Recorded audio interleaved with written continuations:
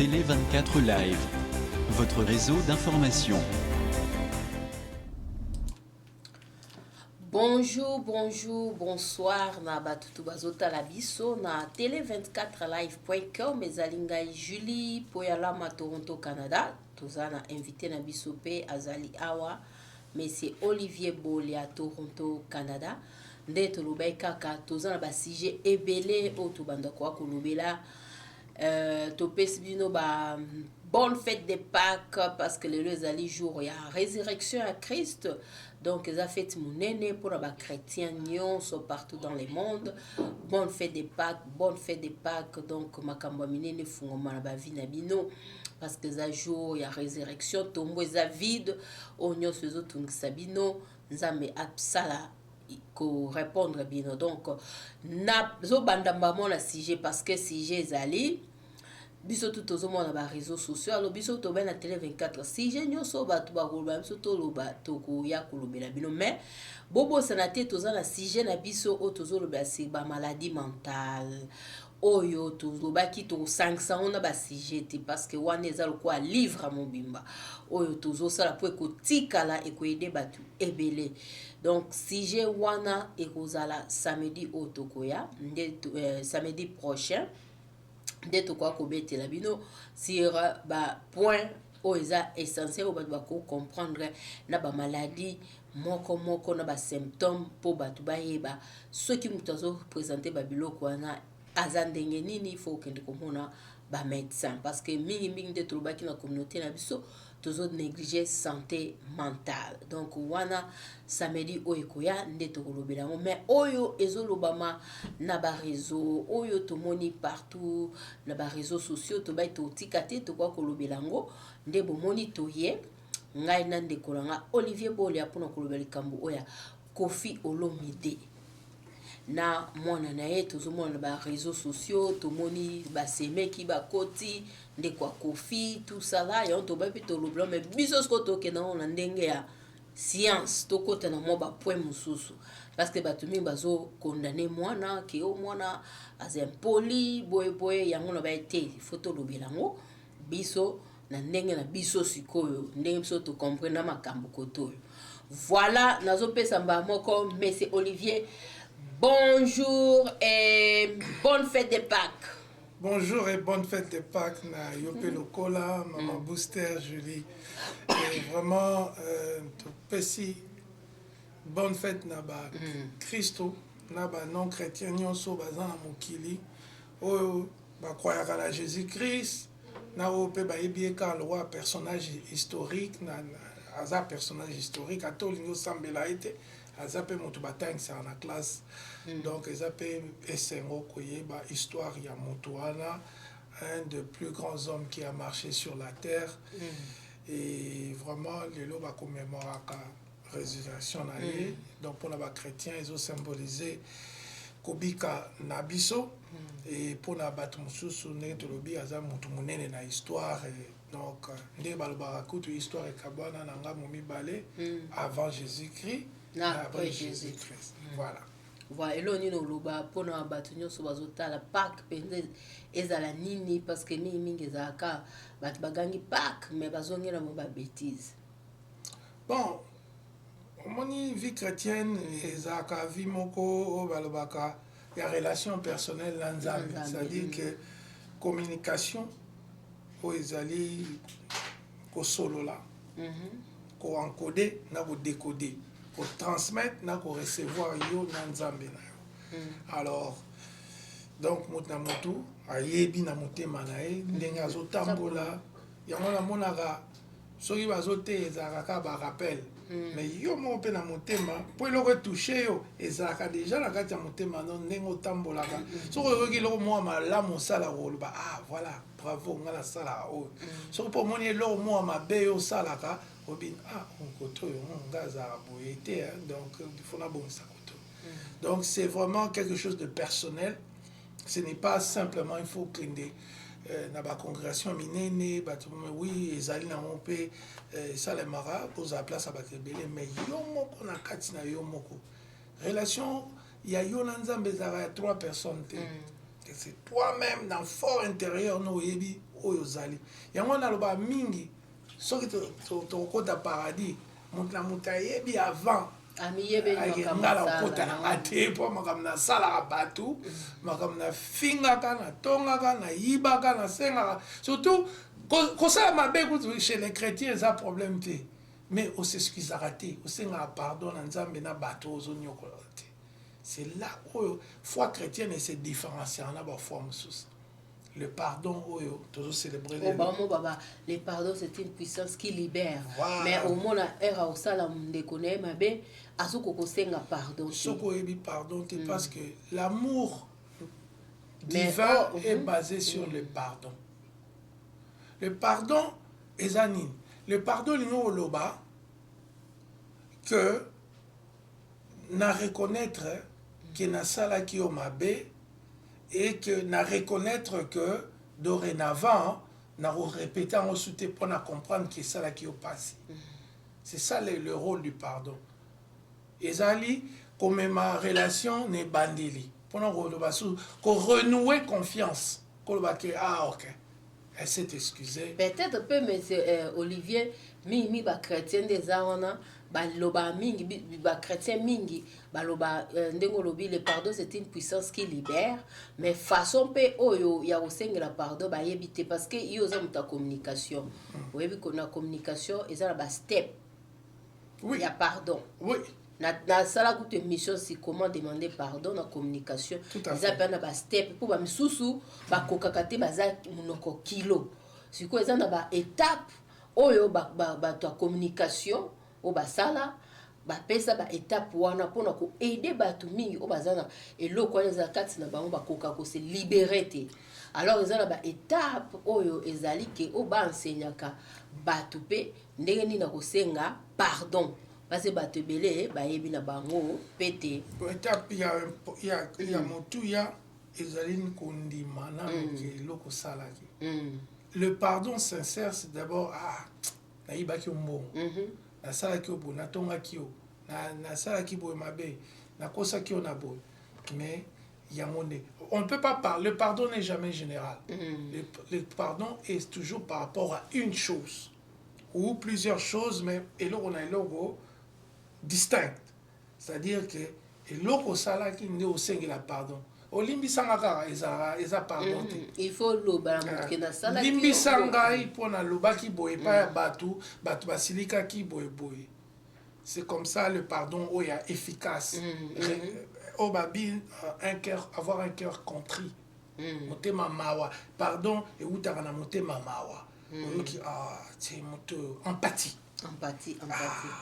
nalobi mabe nasalaki mabe soki empathie eza te pardon na yo ezalaka ya balèvre eza yango na ntina moko te e nzambe epe akoreconnaître voilà donc toke mbangu na sujet na biso oyo biso nyonso tomoni mpo tobai na bandeko na biso bato na biso batalaka biso na télé 24 wana bandeko na biso parce que bazwaka temps ya kotala biso ke sujet nyonso oyo ekozala tokoya po so bato basengi sujet tokoya kolobela yango alors sujet oyo ezoleka eza ya makambo ya Koffi Olomide ka ye mutu na actualité kaka actualité oyo ezala ya musique na ye ekomi ka ya mafamille na ye donc tomoni na baréseaux sociaux ndeko na ye ya mwasi mama Rufa ayambaki semeki na bango Cindy Leker alors ayambi ye na kati ya video bon tozoloba nde tomoneli ayambi semeki na bango Cindy Leker sikoyo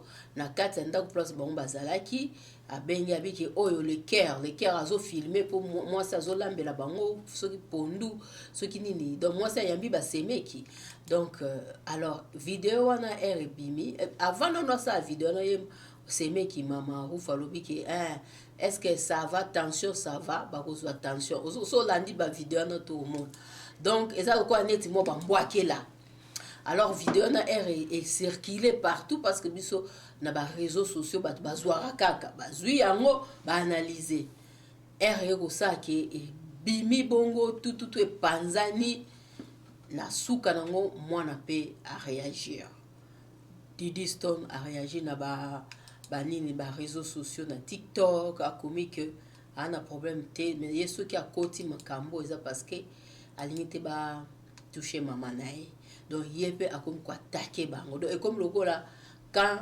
ya côté papa na côté Ali ya na mwana na ye alors c'est maman Rufa na seme ki na bango Cindy na grand frère na ye contre mwana siko na suka na mwana pe a riposter lisusu aye lisusu na video moko akala o Cindy erayaki abike po mutu mo atunaki na commentaire abike wana za maman c'est ta mère yabi non c'est pas ma mère aza maman na ngai te mais azali travailleur ya papa na ye donc je contrat na ye aussi la tala photo ya mwana oyo Cindy atie video wana na nani comment on appelle Didi atia ngona TikTok na ye Cindy ayaka tout ça là nzembo wana ezomia fais-moi là nzembo wana kala wana atia yango siko bato basiki babi o comment mwana kosala bongo aza mwana moko impoli comment kokota makambo ya papa tout ça là il faut andima kaka ke Cindy aza mama na ye moi badeba siko ezoleke pa bandeko bakongo bandeko biso batamangala yango wana ke mwana aza impoli akoki ko réagir ndenge wana tazwaka ba video akala ya mwasi ya tata na ye apibliaka ndenge wana kaka ndenge atie ku bafoto mosusu baya kala Cindy ayaki mpenza donc kwede mpenza atia yango na banini na ye na bastati na ye alors bato bakomi kobaki mwana wana aza tellement impoli aza arrogante sikoyo yo parce que nayebi ke yo osala babiloko ebele yango nabaki te todiscute yo oza bakota bacommunication bakota bamentale siko nga siko na bakota bana oloba nini na likambo ezocircule. En tout cas merci namoni analyse osali eza monene surtout biloko mpe ezoleka mingi na nini na baréseau mais il faut dire reconnaître que Koffi Olomide ye moto azali neti mokolo na bango atake akoki kobota Cindy mais aza mokolo wana ye nde motu fo et puis aza grand encadreur ya quartier latin il sait comment gérer litanie ya bato biloko moko ya ndenge wana alors tomoni na comportement na ye vraiment na baccusation ya viol na kosimba mwasi na bafese devant bacaméra na kobeta basi na bavideo nyonso ebimaka chaque semaine il y a une des danseuses qui dit qu'on l'a touché comme ça on a fait l'amour donc toute sa sexualité oyo ezali omoni vie sexuelle eza quand même partie oyo tobengaka intimité ya moto tomonaka Macron na Brigitte Macron toyebi makambo basalaka te toyoka te vidéo ya Macron na Brigitte boye. Quelque part il faut reconnaître que Koffi a commis beaucoup d'erreurs. Azali très très captivé par stardom naïe, succès naïe, qui a besoin que vie et ça peine à côté moko naturel, papa c'est qui, maman c'est qui, les relations humaines dans la société, tout ça bah non mais na biso pe la société eza loité. Ils ont obligation, mais il y a certaines choses que les gens respectent, notamment notre lobby vie privée. Mais il y a moko à se démystifier. Comme j'ai toujours dit, avec Koffi, toujours, quand je donne un conseil, Olivier a profité, Olivier a petit falité, Olivier Boy, donc il y a moko à se démystifier.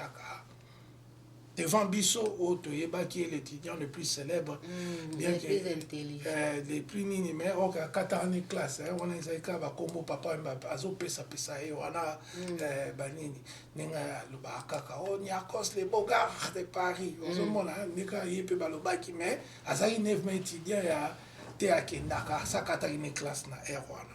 Alors c'était un mythe moko s'écriaka. Bon, il faut dire aussi que Azana moi maïle naïe naturel autodidacte. Attends à bêta Scrabble banine.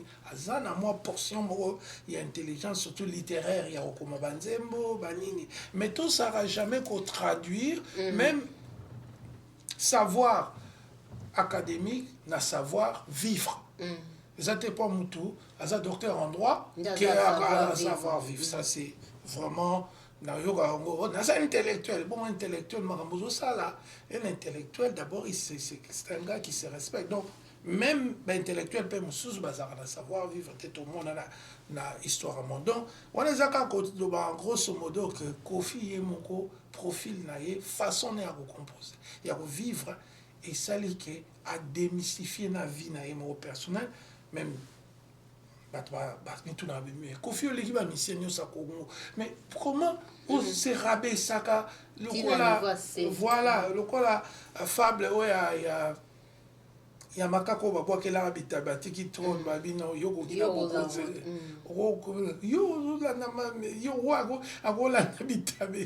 donc c'est ça un peu avec Kofi, il se rabaisse toujours, il se rabaisse, mais aujourd'hui ce qui est triste à côté c'est la famille.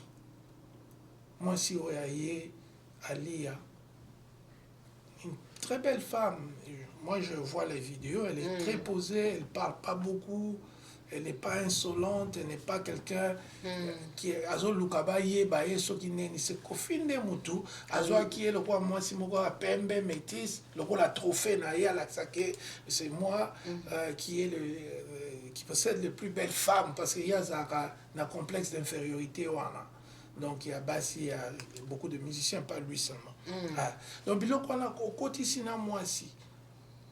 Bana, Bazali, bazar dépendance na bango et pas ba parents.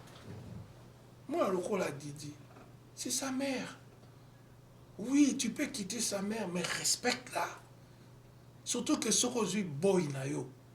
Oazaki boy pe ya maman na ye. Ya maman na ye, boy pe ya bana. Ya bana parce que boy ya saka na kati ndako. Nana mona te boy ya patron kaka.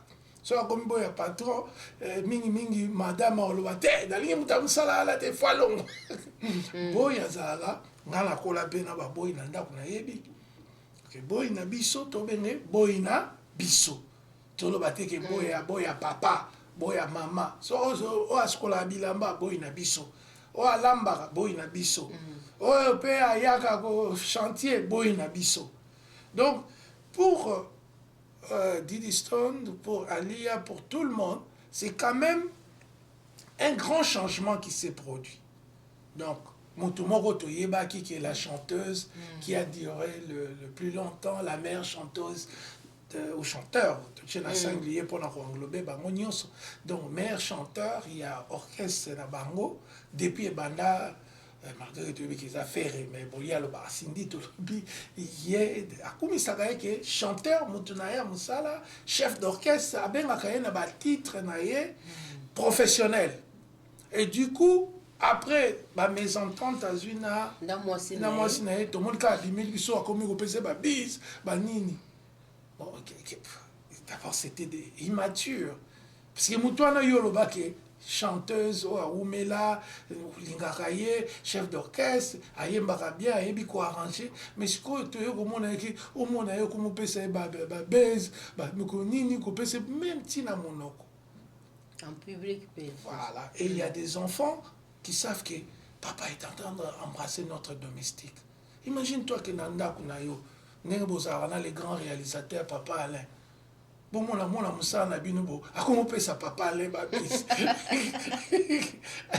Attaque tout beau cabona na Alain. Autant la TV, mon moussa là, oh, azago la mela bino pondu, azago la bino musique. Si moi moussa, a comment peut ça? Ex mobile no bis. Attends par curiosité, on va. Yo je vais comme la misala ya kala taka komba tali bitungulu kaka po koso che kombo moko eleze to che kali mama matungulu mama matungulu bilo mande wa mama matungulu agomi kupesa mobali baisse devant tout le monde de la télévision et ça. Tu sais, la communication, justement, là où elle revient toujours. Une bonne communication, tu fais ce qu'on appelle un communiqué de presse. moi et ma femme, même diverses comme officialités, aux stars. Moi et ma femme, Alia, au Tchekomonaya famille, pour des raisons personnelles, nous ne vivons plus ensemble. Et comme ça, nous avons décidé, chacun de mener sa vie, mais pour l'intérêt des enfants, nous allons toujours travailler ensemble. J'ai toujours le plus grand respect pour ma femme, pour ma femme, parce qu'il y a une femme, pour ma femme. Elle a fait beaucoup de choses pour moi et je pense qu'ensemble, avec nos 3 ou 4 enfants que nous avons eu ensemble, nous avons les élevés pour avoir une vie meilleure. C'est ça communication Kofi. Il y a une classe. Ah, tu Chike pesa wa bilo mususu. Ya ngoto zolo ba nyoso makambo. Batangate. Parce que ce qui normalement basé na bato bazo guider bango net ndengo lobi ya communication. Moi je suis relationniste information. Ozomola. So wa benga ngana yebisa nini. Mo préparer ya communication. Étape oyo lo baki wana étape. Étape fezala parce étape à liboso communiquer de presse pour dire que relation koti flou. Et boye bozo vivre séparément et que mais pour l'intérêt il faut toujours confier le midé ko la kisa koza mutabolingo c'est au monde ba Claude François te banina ba communiquer le monde ba Michael Jackson il faut laisser toujours basta nyoso to mona ka bazana ba conseiller na ba ozana respect à maman bana na yo ozana respect à bana na yo et que les situations wana mais c'est la vie. Tu nous formes aussi. On se forme un peu au peuple. Ça peut vous arriver ce qui m'est arrivé. Parce que le divorce, ce n'est pas l'apanage de Kofi Olomide quand même. Oui. Tout le monde divorce aujourd'hui. 60%, on cache même les statistiques officielles. Pour comment 70%, 50%, c'est pour nous préserver l'image de la famille. Donc il faut communiquer des presse aux autres pour la nini. Allez, si vous temps nini. Et ça va te l'ouvrir. Voilà. Et vous diminuer dose. Ou bien, deuxième communiqué de presse, et vous avez 6 mois après, au lobby que Ngai, na ex-chanteuse, tu as commis une relation moko amoureuse. Et si koyo, bon, mais ça n'a boye.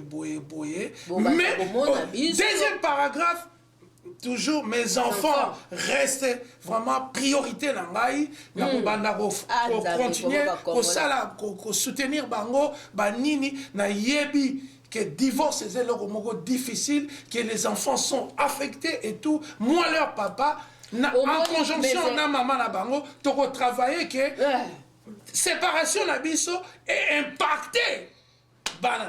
C'est comme ça. Deuxième communiqué de presse. Kofi Olomide. Yotanga vraiment. Otanga. Kambazo ça les autres là ça vraiment que bateau. Bakenda. Yo a poète.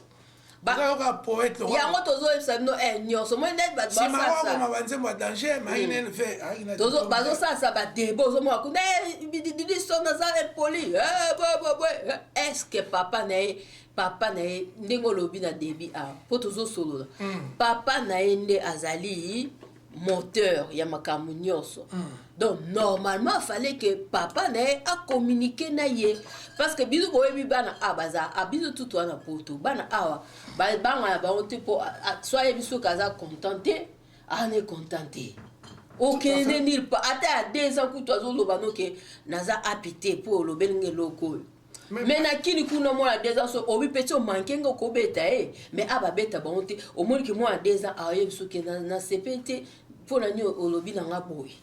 Et puis l'école. Au PC pour toujours tant ça en école. Voilà. Aux hommes là il faut moi exprimer la pensée na aloba tout ça te ka fingi parce que dans moi peu place monter na ba commentaire nyonso na zota la TikTok ya Didi Stone na moi place a fini papa na été na moi place azo lobaka ke azo défendre maman na eh babo ça te ka moi na liboso ya maman ya Alia azamo liboso Alia o baba liboso mi baza ba défenseur ya ba parents na bango bana liboso mingi bazana esprit wana ya bazane ba défenseur à ba parents bana liboso tout baza bon mais toi que même dans psychologie infantile oui. Il y a bana même attention ba koli na ba comme na ba âge lokola bah je salue en passant à maman Ali à Didi Stone na sœur mususu azaka na France Eliane Nitou na mona ba ça ba émission moko pona ko la qui na ba congolais. Vous êtes fanatique des gens qui font du mal aux gens. C'est pas normal. Didi Stone wana azamwana et la communication, ils rappellent un type moi communication et cause émotionnelle. Oui. C'est-à-dire que les Camozo loba, ils ont solo, mais aux autres utiliser trop d'émotions pour la relaxer. Donc, moi et bien ça la décodage et information. Avec que moi c'est un zolo ba le kambasi, na ton mot élevé, mais ce qu'elle dit est vrai. Qu'est-ce que je dois faire? Je vais la calmer. Chérie, na comprendre aux ana kanda, na comprendre pe o yozulba ezaya solo. Vous comprendre? Ko dismiss tene de l'anglais ko rejeter en bloc te li kamutazo loba parce que nzungu yeli eza nzungu akala.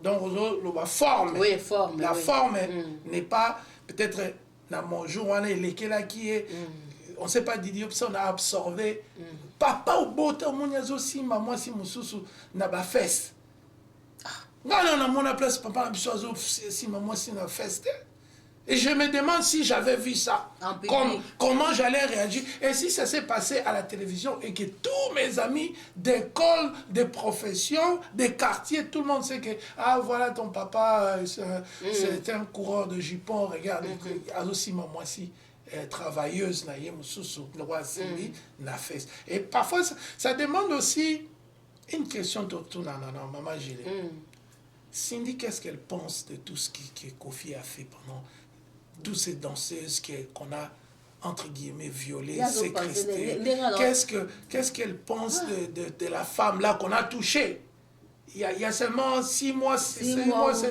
qu'est-ce qu'elle pense de tout ça donc ça veut dire que Cindy c'est quelqu'un qui vient de quartiers difficiles. C'est quelqu'un de la Nazobozi. Donc, yo, nazo ki okuta na ba mami wata pona kofi. Nazo sabo pona kofi. Abi nini sala ki obo abi non. Ande ko ngala uta na quartier pauvre. Donc, être déjà avec Kofi tous les jours comme ça, pour moi, c'était comme une réussite. Kofi me demandait d'aller voir ses mamies wata pour lui. Pour moi, c'était déjà la comique dans la presque. Nini, je suis l'ami où je travaille pour la plus grande star du pays. Vous voyez? Et Cindy, c'est la même chose. Les photos qu'on montre d'elle, quand elle avait une vie modeste et tout ça, elle se cherchait et tout ça. Tu vois? Hier, ont raisonné Oekoya dans 5 ans. Pendant là. Yazo raisonné qu'à gagner place wana parce que comme on a même pas vidéo d'azo c'est yazo talande la ndenge ya koti wana c'est bon pour naie c'est longa parce que mutu moi si au normal er déjà oyebi ke nazaki déjà nde travail Kofi après ses 70 ans elle est co-héritière Kofi va mourir avant Cindy Kofi Olomide à moins que nebal baoza ba kiss yo okufa liboso Cindy Cindy a tiré à la biloko 50% selon la loi du pays. Vous comprenez? Yo koufano avant. N'habite qu'elle ne mérite pas d'avoir quelque chose, mais la vérité est que tu as 70 ans, Cindy a 38, 39, donc toi, attends yo tant comme on a 100 ans, Cindy a Ozala. 65, nini. Donc elle peut se remarier à 65 quand même sur l'IU, au tigre à 100 ans. Mais crois-moi, comme à 80, 82, vie sexuelle et aux assoutés, Cindy a osé toujours la capacité sexuelle. Donc, à osana mobile moussous. Il y en a le baranayo. Si Cindy a comme moi, c'est à Omba. Omba longo de kasi omba le passe a longo de bato balinga ka bato ba mesana akoma mo taw yo kufa o yo ka to peso sango na na nebino bokenda ba monde astral biso ke la paradis mais na ndenge kaka ba message mystique toyebi biso ke koto simbi to betela cette kota communication na sepe na place olobi wana que normalement il fallait aleka à informer public nde tomona ba star na biso ao basalaka eloko wana pe omoni bakangaki fere omoni lo faire asalaki omoni ekalmaki biso voilà hein aza na sagesse akoleka a expliquer c'est ça ezali kamute ke nga na tanga na borde omoni sagesse Koffi Olomide omoni likambo faire asalaki wana osali nani ezali nini babengango nini communiqué de presse voilà bato baye a expliquer ndenge ezalaki conférence de presse na asalaki wana a expliquer po bato tubaza bakangi fere tout le monde bazalaki bayenga bayeba bafani na ye bato tu me bana mboka bayeba qu'est-ce qui s'est passé alors fere gola yaki asali nini de presse na ye wana asalaki yango a expliquer step by step ndenge nini elekaki kezalaki erreur na nga moko parce que badocument mosusu ebande koya na adresse songolo mais na bande korépondre te so omoni ke a expliquer bato ezalaki bongo na ndenge alobi oyebi ndenge ezala na olinga te parent moko asala likambo akwea na piège oyo nga na kwena voilà omoni ke bato tout bazali calme calme biso tout comprendre message à moke pas eleki c'est tout. C'est être organisé, Koffi intellectuellement, et ce sont des gens que moi j'appelle des coquilles vides. Parce donc, que dans la forme, tu penses qu'il y a quelque chose, mais quand tu regardes maintenant les faits, les actes, les évidences, les preuves, les comportements, ils ont évité. Ok, bana batu baza entouré, baza pervers narcissique. Il y a quand ça yebi parce qu'il est entouré de Kissinger et autres. Il y a moi neti papa mbalobaga ke na mboka ba PC soso mukonzi. Il y a ça quoi soso ba PC. Il y a l'équipe mais pourtant yemoko est-ce que soso ko bomanzo non. Il y a moko à niveau C mais à niveau C oyazali il y a l'équipe wana msusu. C'est pourquoi ils ont de cet orgueil là.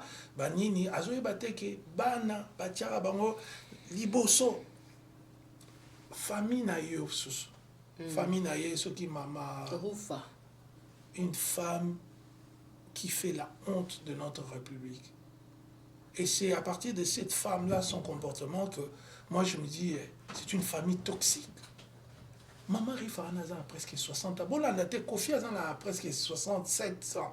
Baleki ne wana babenga baleki baza bana 82 te baza bana ya 93 te baza ba mikolo Maman Rifa baza na presque 60 ans ba ya na yo na ya ba nekona famille donc dans famille à Koffi mutu oyo aza na moins de 50 ans azate bango nyonso baza mikolo ba komi ba koko et prendre le kilo yo maman oya kokota ngai leki ya Koffi.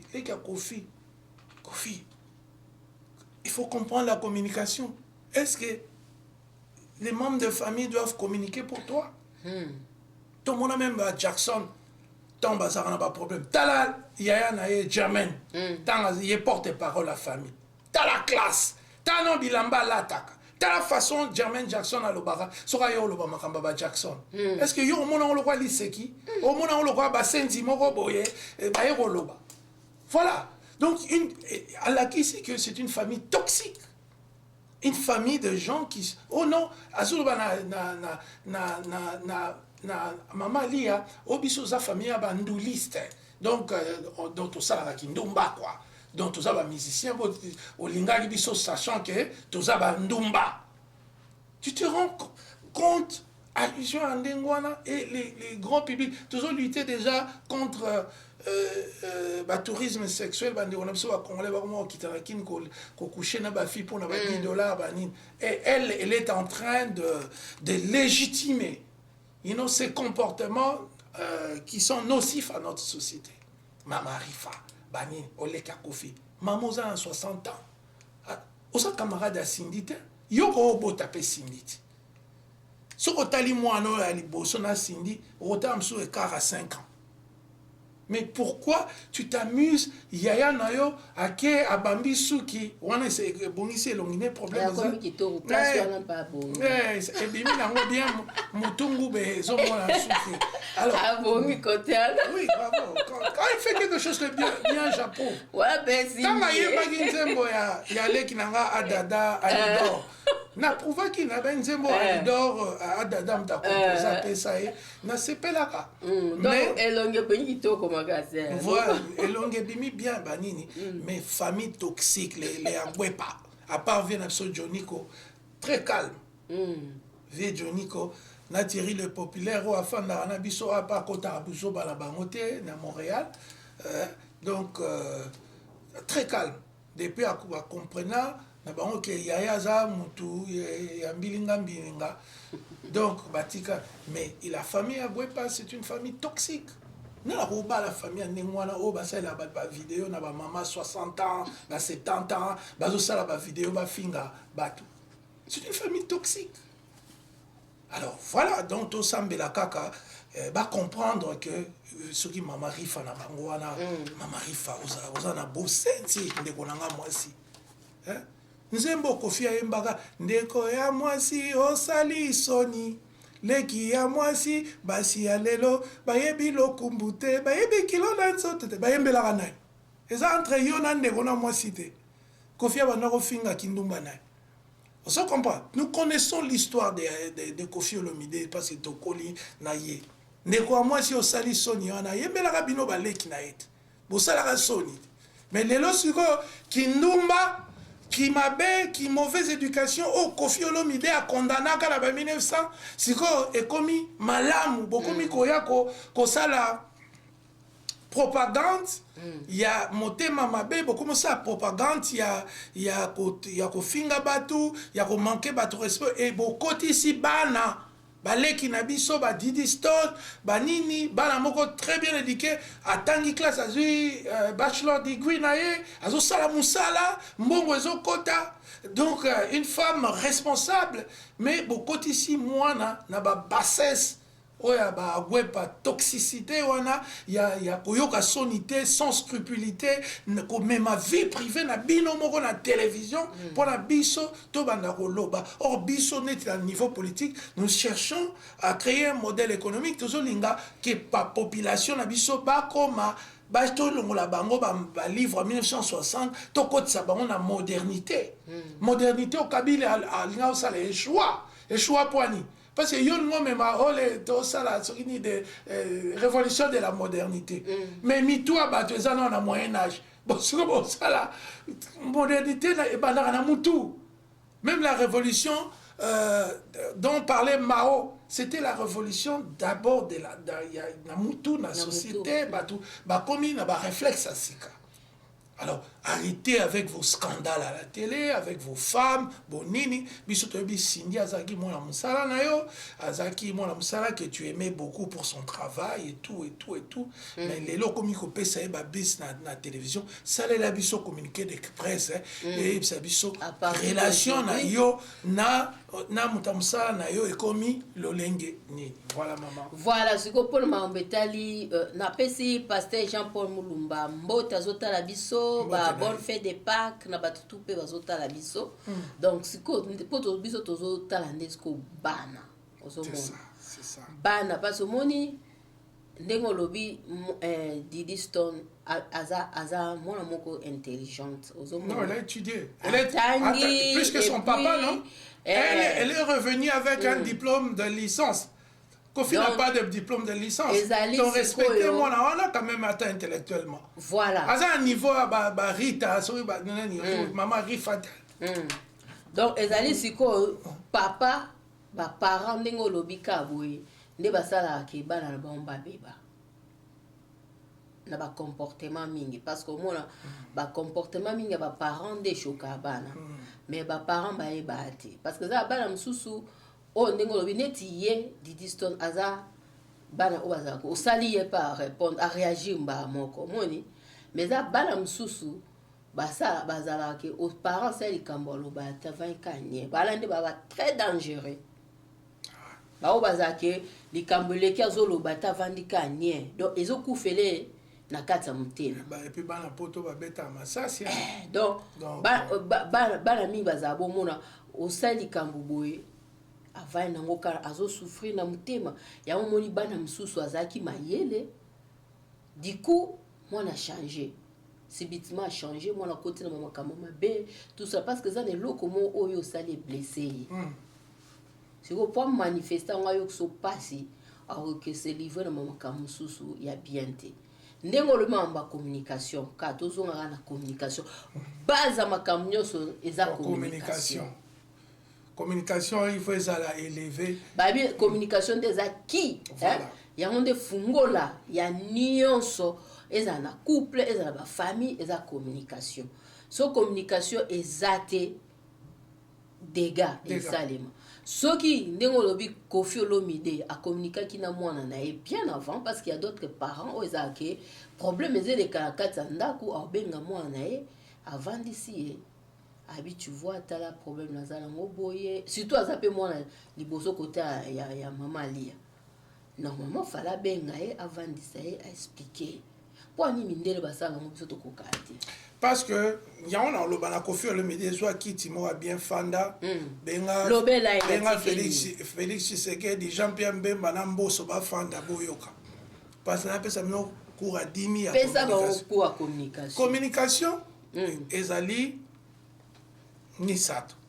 Il y a ce qu'on appelle la communication, c'est-à-dire transfert et information de point A à point B, émission, réception, encodage, j'encode, décoder un message. C'est ça la communication. Voilà. Voilà. Et elle peut être écrite, verbale, non verbale, non, détail, on a les autres. Et puis, il y a ce qu'on appelle l'incommunication. Donc, IN communication. Oui. Incommunication, c'est-à-dire que au lobby, tu encodes, tu dis quelque chose, mais mutazo ko déconner doit comprendre yoté. Parce que parfois les gens parlent, mais les récepteurs, les gens qui doivent recevoir, bah, ils comprennent le message. Oui. Et puis, nous avons ce qu'on appelle la communication, pas l'ana article définité, à communication. Donc, la apostrophe, elle, à communication. À communication, c'est quoi? La communication ratée. On se comprend. Oui. On raté vraiment, donc on l'a mis le camou, mais bébé, c'est sous un problème. Et Koffi, il est fort dans l'incommunication et la communication. Sali ma vidéo et baby si sous ma gamme. En soit ça qui est fort dans la communication. La communication, tu vas chez Didi ou sa mère, te regarde, chérie ou chérie ko attends bozo boya na chérie au moni na sali ba bêtise boye. Parce que la communication doit être vraie. La communication ne peut pas être basée sur la manipulation. La communication ne peut pas être basée sur des mensonges. La communication ne peut pas être basée sur les allusions et les prétextes. Non, tu dois dire à quelqu'un la vérité. Chérie, depuis notre mariage de 25 ans, la sala oui, c'est vrai, je suis sorti avec quelques denteuses, j'ai fait ça, et puis grave, vraiment, on a humilié, j'ai touché les fesses d'une fille en devant les caméras. Ça, vraiment, c'était inacceptable par n'importe même gars, ce qui m'a bali mo simba qui on na limité que na ngana za na kimia na motema. Mais na ye tepona bonde la yo tozala. Mais au pardonnenga parce que bah acte wana ezaki vexatoire et humiliateur et kitisakio j'étais dévalorisé pas en cachette parce qu'il y a des gens qui insultent leurs femmes en cachette, personne ne sait, on n'encourage pas ça, mais ils le font quand même en cachette. Les gens ne savent pas que les gens sont brutaux, ils tapent des femmes, ils s'insultent en privé, ou les femmes qui insultent les hommes, qui trompent, qui disent en cachette. Mais quand ces choses-là deviennent publiques, Maman Julie, soit à moi si, et puis Sida et Silaté, Zali, Ozoka, Naoki Basangoke, musicien Moboaza, il quoi, Zarana Sida, mais dans un bref, Nayoki Kaka, il y en a beau autant à combo, Ozomona.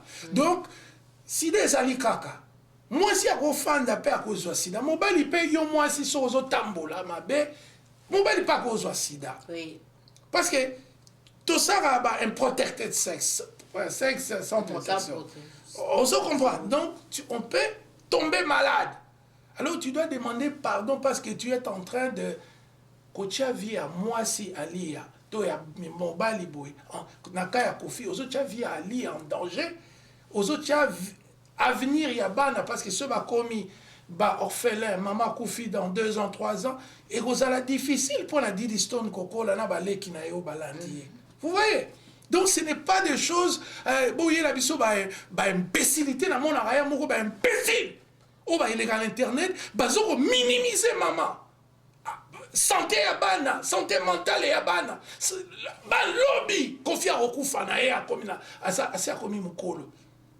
Diddy Stone akokola na ba plaie de cœur son propre papa et toutes les images j'allais dire la vidéo Madame Nyostomo en internet elle va voir ça elle va dire est-ce que mon papa c'était un monstre mon papa faisait tout ça aux gens mon papa couchait avec des danseuses qui avaient à peine 16 ans 17 ans 18 ans voilà à ce moment elle a besoin de notre affection de notre amour de notre soutien. Elle a besoin des gens de lui dire que balingi. Pas des gens comme JB Piana qui profitent pour la bon Nazon c'est la Kofi voilà il voulait coucher il voulait que ça ni na finanga voilà maintenant ce qui lui arrive avec sa propre vie non biso dozali bato ba sepela na ba malheur ni à JB ni à Kofi tous en besoin de construire société moko oyo la jeunesse, l'avenir de notre pays, c'est les jeunes, c'est les Diddy Stone de notre communauté internationale parce qu'il y a des Congolais qui ne reviendront jamais au Congo. Mais ils vont vivre en France, en Belgique, au Canada, aux États-Unis. Mais il faut baser en abolingo, tous en abolingo là-bas, de construire bango sociologiquement, de construire bango psychologiquement, de construire bango psychiatriquement, de construire bango académiquement pour la lobby à Congo. Et voilà, maintenant, il y a des gens comme Kofi Olomide qui... Voilà un peu son rôle, maman. Vraiment. Voilà, donc, on a tout le bébé, mais tendez, signaler biso temps, peu fêti, photo fêté quand même, jour Pâques.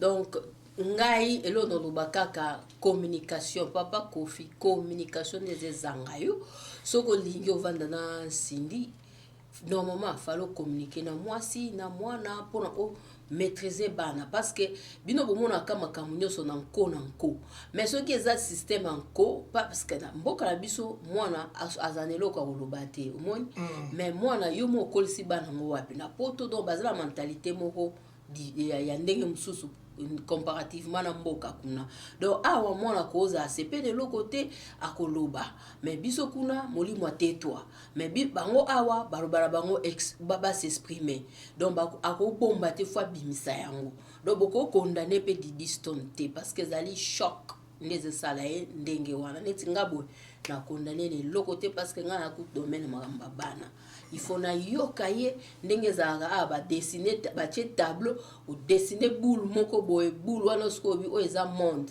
lobelo nyoza na mo tout à fait alors mona muta banjolo ba misuku balela ka to ba exercice wana ba dessiner boule boye na tableau ba bi bon oza devant monde loba makamuni eza katsa mutema na yo o esala ki opasi monde wana ezotala yo omona bato musu bazolela makambo basala baona bo mwana ezobima donc c'est comme ça msusu pe azolela azokapasi na mama oyo azomona ndimaki te parce que omona bafoto bavideo ndenge aza na papa na ye bazaki couple donc famille moko kitoko mais ce que famille wana se brisé boum na mutu moko ayaki po aya kosala mosala tolinga te eza ndenge wana alors mwana se sentir ndeni ozomona donc eza likambo esalemi biso topesi bino selon réflexion na biso po tande eza te tofete tonga tomema bino mpe na ndenga science ya communication toye nango côté éducation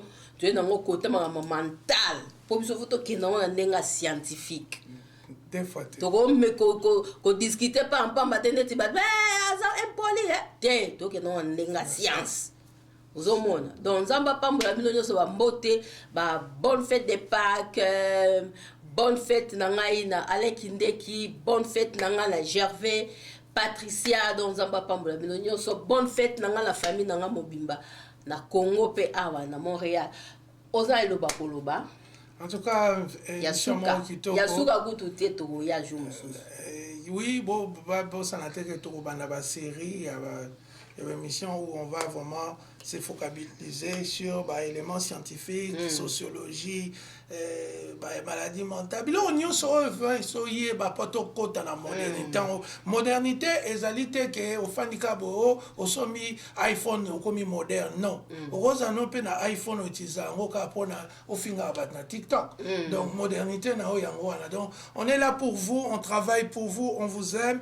Bonne fête de Pâques et la famille a l'idée, gardez vos histoires, hein, changez façon de communiquer. Si vous avez besoin d'experts, vous avez numéro il y a chaîne Borozwangai. Et puis tu retrouver les binômes psychologues, psychiatres, accompagner divorce et les facilité. On doit vous accompagner, copier l'omidé, on doit accompagner maman Elia, Cindy Leker, Azan a besoin d'expliquer que est-ce que vous avez un escroc, comme victime à l'opinion, il faut la préparer que soit lobby yenda aux la victime. Voilà, merci beaucoup Zaki Bisso, Anna. Julie Poyalama, Olivier Bolia, Toronto, Canada. Merci.